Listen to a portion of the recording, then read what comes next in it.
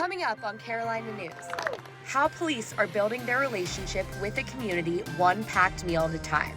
Plus, Blythewood residents have mixed feelings about the Scout Motors development. Many people in Blythewood, though, that are very resentful for Scout coming to town. Gamecocks are flocking home for homecoming weekend. Weather anchor Vivek Crow will be live to tell you how to plan your weekend. All that and more on Carolina News.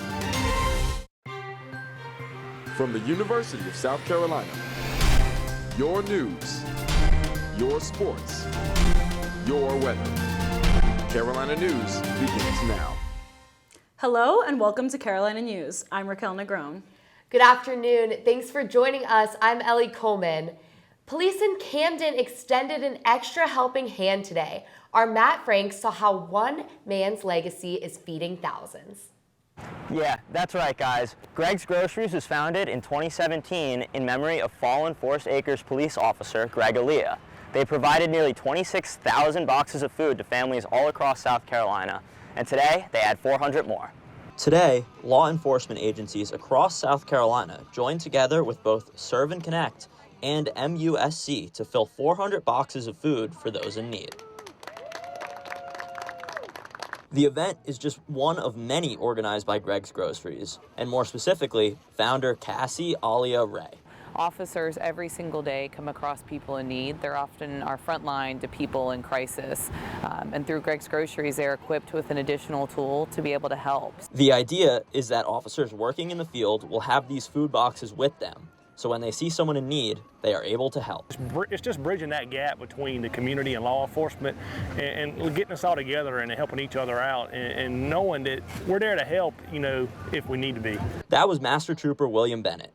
He had the honor of giving out the first ever Greg's Groceries box way back in 2017. The event was considered a success.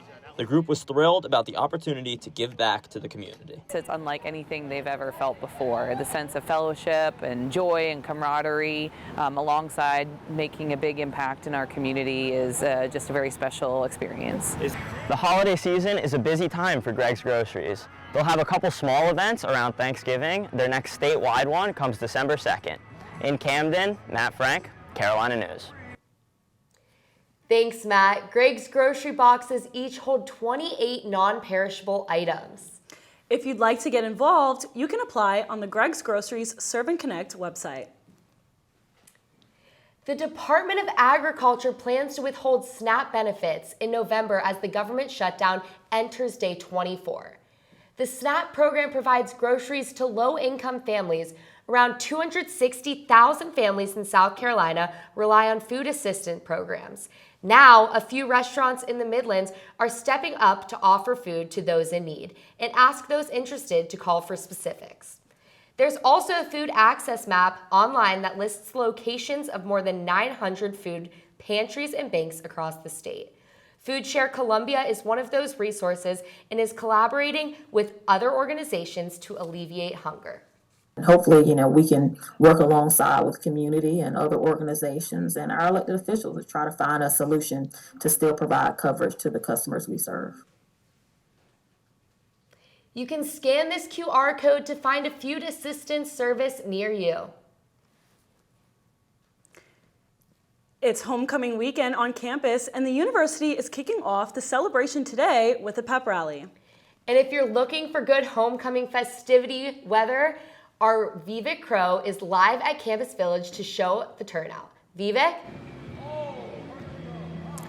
Thanks, guys. I'm right here live in the heart of Campus Village on this beautiful 72-degree sunny day where, as you can see behind me, students are already kicking off homecoming weekend. Now, it's big excitement around here in Campus Village as homecoming activities are already starting and will last till about 7 p.m. tonight. There's a bunch of free merch being given out, a bunch of free activities, and a nice, beautiful sunny day to enjoy all of these outdoor events. Thanks, guys. I'll have more for you about the homecoming future activities and weather forecast later on in the show. Thanks. Back to you guys in the studio. Scout Motors, the U.S. auto startup company, has been building their 1,100-acre plant for about nearly 2 years now. The plant has made lots of progress and provided thousands of jobs. Our Clarissa Meyer takes a look into what Scout Motors has been facing as well as the community impacts. The dreams of Scout Motors has gone from being a 3D model to a large manufacturing plant, but not without some challenges. The South Carolina Consumer Freedom Act, which is currently stalled, is needed to sell directly to customers without a dealership. According to Jamie Lovegrove at Scout, this isn't a concern. We will sell directly to our customers nationwide in all 50 states. The question is just going to be how easy and how convenient it is. Not only would this be needed, but tariffs could pose another hurdle. A chunk of that is coming from Europe, and so we have encouraged the administration to, specifically when it comes to equipment, consider an exemption for that type of stuff. Now, despite these challenges, I'm here at the Scout Motors plant and they are progressing firmly on. They told me that the exteriors of the buildings are about finished, but around me there is a community, Blythewood, still going on. I spoke with a few members in the community of Blythewood, like Mike Sexton, who lives right by the plant. That there have been some explosions that have felt worse than any earthquake. Although he sees how the plant brings great promise to the community. I want them to be actively invested in this community. It's only going to help this community. So a decent salary, and that's going to support some upper scale restaurants. Lovegrove told us that Scout values the community relationship and are building an interchange highway to manage traffic, along with large retention ponds to reduce negative environmental impacts. I think this one we finished, that one we finished. For Carolina News, I'm Clarissa Meyer. Scout Motors told Carolina News they have more flexibility than normal auto companies because they are building from the ground up. They will continue to get involved in the community and are sponsoring the Blythewood Rodeo happening tonight. Section 8 housing in Columbia is getting an update. The Columbia Housing Authority plans to renovate 273 homes across the city, completing updates in phases of 10 homes each. This is part of the authority's 2030 plan, which aims to make more homes available for less than 80% of market value. There are almost 2,000 people on Columbia's housing waitlist, and the city is trying to meet the demand. There is no set timeline for renovating all 273 homes, but the Housing Authority says it hopes to renovate 10 homes over the next few years. We are in the preliminary stage, and I am hoping that we can get this going. Richland County is also taking steps to help with housing, voting Wednesday to assist low-income families with 3% of a down payment on their first house. Part of Whaley Street in downtown Columbia is closed after a garbage truck hit the train trestle. The shutdown affects one side of Whaley Street from Assembly to Main Streets. Crews are inspecting and making repairs to the bridge, and you should expect delays around the area.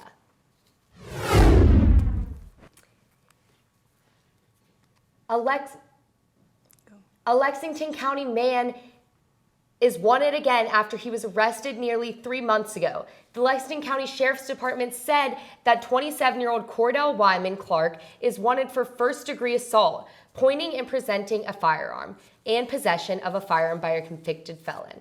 Police say Clark was involved in an incident in Leesville Tuesday. He previously posted bail in September. Anyone with information is asked to call Crime Stoppers at 1-888-CRIME-SC. And the State Department of Revenue is warning people to be aware of scam texts. The DOR will never ask for sensitive data over text, and if you receive a message, you should delete it immediately. You should also avoid clicking on any links and sharing personal information. If you do click on a suspicious link, call your bank as soon as possible. Scam texts can be reported to the Department of Consumer Affairs and the Federal Trade Commission. The family of late Chapin Mayor Al Kuhn is sharing who they're supporting in the upcoming election. Kuhn's sons announced they are endorsing current Mayor Pro Tem Greg White for mayor, asking voters to write in White's name on the November 4th ballot. They also endorsed Jerry Taylor for town council, saying both candidates will continue their father's vision for Chapin. Kuhn was in the middle of a re-election campaign when he passed away last week at age 74. Election officials say his name will remain on the ballot, but any votes for Kuhn will not count.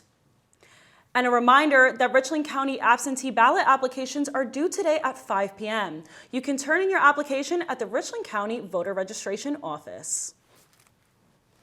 Coming up, the Attorney General's office is hosting Drug Take Back Day tomorrow, We'll tell you how you can participate after this. Officials are encouraging everyone to clean out their medicine cabinets this weekend. It's part of National Prescription Drug Take-Back Day, a nationwide effort to prevent drug misuse, overdoses, and environmental harm. Our Mary Grace Copeland has more. Twice a year, the Drug Enforcement Administration partners with law enforcement and local organizations to collect unused or expired prescriptions. And this Saturday, from 10 a.m. to 2 p.m., South Carolinians can drop them off safely. Nearly half of all abused prescription drugs come from family and friends, often from home medicine cabinets. You don't want everything like flushed down the toilet or anything because that can affect the water depending on what's in there. Making sure that kids can't get into them. It's also good for, say, like opiates and stuff. That way they don't get out onto the streets. In 2022, more than 2,200 South Carolinians died from drug overdoses, with most linked to prescription drugs. Officials say safe disposal can help save lives and protect the environment. Actually, my wife had our first kid. They prescribed her Oxycontin, I believe, and I don't think she used it at all, and so we struggled to figure out how to dispose of it properly. It's good to know that pharmacies will take it back. Collection sites will accept tablets, capsules, patches, and other solid prescription drugs. They will not accept liquids, syringes or sharps, or illegal drugs. I'm here in front of the Columbia Police Department, one of the many places where you can bring your unused and unwanted prescription drugs and drop them off tomorrow. Now, right now, the front of the building is under some construction for repairs, but you can still bring them and drop them off at this location. To find a drop-off location near you, visit dea.gov/takebackday. In Columbia, I'm Mary Grace Copeland, Carolina News. Again, that's this Saturday from 10 to 2. Cleaning out your medicine cabinet helps keep your family and your community safe. President Trump has terminated all U.S. trade negotiations with Canada after this advertisement that Canada was airing. The ad features former President Ronald Reagan speaking negatively about tariffs. President Trump said the ad is allegedly fake and the Ronald Reagan Foundation called the clips misleading. Ontario Premier Doug Ford said he would continue to fight the tariffs on Canada. Target is cutting about 1,800 corporate jobs, citing a need to rebuild its customer base and simplify decision-making. About 1,000 current employees will receive layoff notices next week, and 100 open positions will be eliminated. Most of the cuts will affect workers at Target's Minneapolis headquarters. Store and supply chain employees will not be impacted by these layoffs. A South Carolina judge has ruled that the University of South Carolina must turn over some documents regarding its revenue sharing agreements. The order comes after Open Records advocate Frank Hendel sued the school after they blocked his Freedom of Information request. He was seeking records of the school's revenue sharing agreement with the football team. The new order in the USC case does not require the university to release revenue sharing agreements, but they do need to release the confidential affidavit they submitted to the court. Students are gearing up for homecoming weekend with events across campus. The No Tide Zone pep rally is currently kicking off at Campus Village. Then the day starts tomorrow with the official tailgate with SAPE on Green Street at 11:30. There will be shuttles to Williams-Brice Stadium. All of this leads up to kickoff at 3:30 when the Gamecocks take on Alabama at Williams-Brice. And our Vivek Crow is still at Campus Village where the No Tide pep rally is kicking off. How's it looking out there, Vivek? Thanks, guys. Yes, I'm still here live in Campus Village, where, as you can see, more students are trickling in behind me on this lovely, beautiful fall day. It really does feel like fall. There's a nice chill breeze outside, and people are enjoying the outdoor festivities. Now, once again, all these homecoming kickoff celebrations last until 7 p.m. tonight in the Greek Village, and I'll have more for you about the upcoming homecoming events, as well as your full forecast coming up right after the break. Stay with us.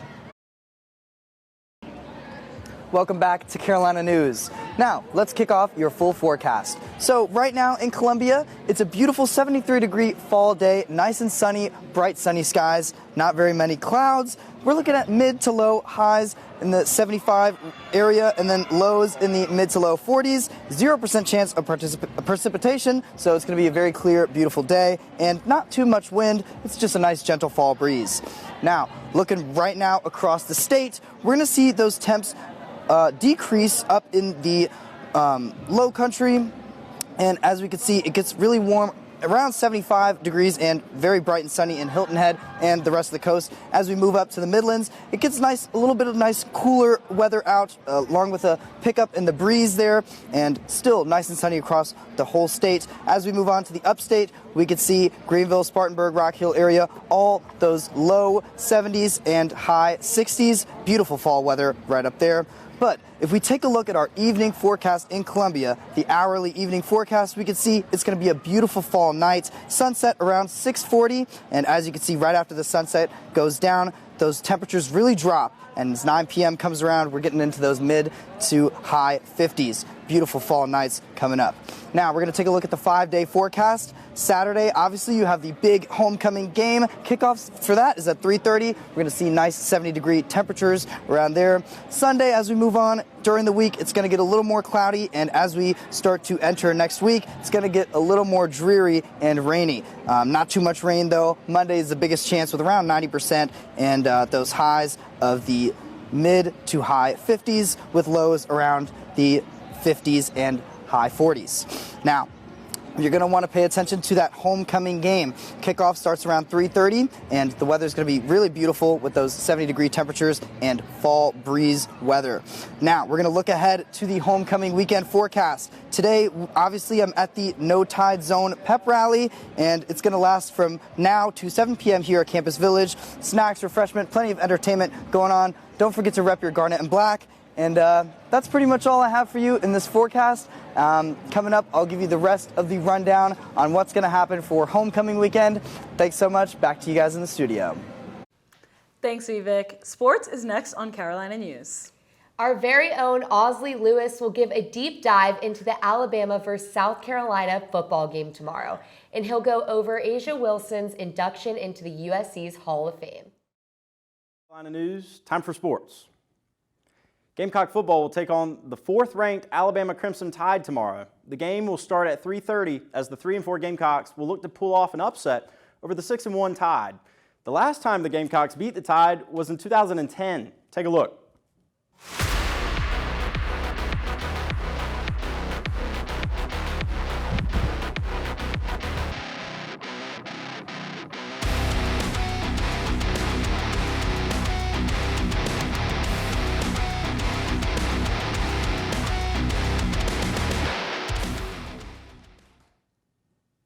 Wow, I have chills. Speaking of chills, Asia Wilson was inducted into the USC's Athlete Hall of Fame last night. She took pictures with fans and held a plaque on stage as the basketball legend was rewarded for her title. Staying in the Carolinas, the Panthers just announced they'll be without their starting first-round quarterback, Bryce Young, this weekend as they take on the Buffalo Bills. Andy Dalton will start instead of the former as Young is dealing with an apparent ankle injury. The World Series starts tonight. The LA Dodgers will look to take on the Toronto Blue Jays at 8 o'clock on Fox. The Blue Jays are looking for their first title since 1993, while the Dodgers are looking for their back-to-back titles. Now for some NBA. The Bucks will be taking on the Raptors tonight, while the Hornets go to Philadelphia to play the 76ers tomorrow night. Now, time for some hockey. The San Jose Sharks go to New Jersey to face off against the Devils, while the Carolina Hurricanes will go to Dallas tomorrow to play the Stars.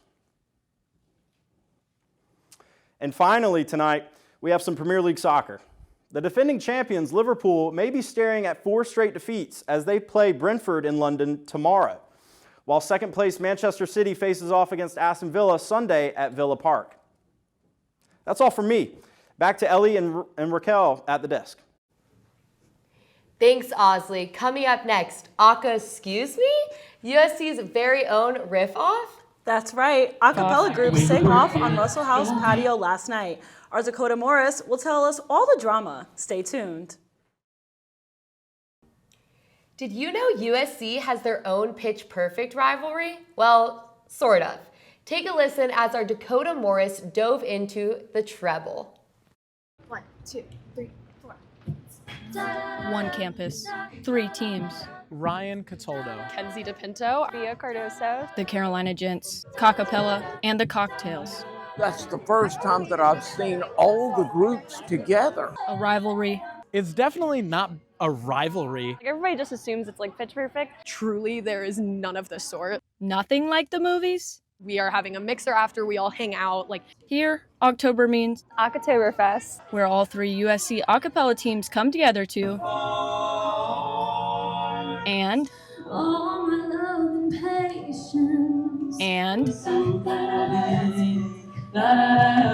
though many came for it, even more stayed for it. I loved it and I laughed at the same time. We'll definitely be coming back. I've been following the Cocktails for 12 years. Proving despite the rowdy riff-off, this campus is big enough for all of us. In Columbia, Dakota Morris. Now, Ellie, I think that was great. Should we try that? I say let's give it a try. Okay. Carolina News. Okay, actually, maybe let's leave that to the professionals. Totally. I think after that, it's time to pitch it on over to Vivek, who's live at Campus Village. Thanks, guys. So yeah, as I was talking about earlier, it's going to be a great weekend in the Soda City. Great fall temps, great sunny skies, so get out there and enjoy the weather. I think I'm going to go enjoy the homecoming festivities right behind me, so I'll kick it off to you guys. Have a great weekend. Back to y'all at the desk. Thanks so much for being with us. We hope to see you back here next week. Have a great evening.